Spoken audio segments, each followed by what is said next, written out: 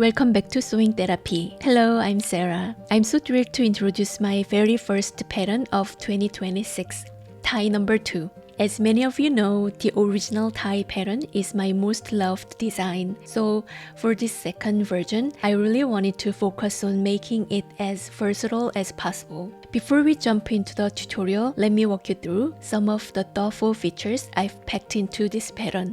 This pattern features two distinct fronts, a button front and a wrap front. Both openings are relaxed enough to make this top nursing friendly, yet modest enough to make sure this dress is suitable in professional settings. Best of all, both versions are beginner friendly.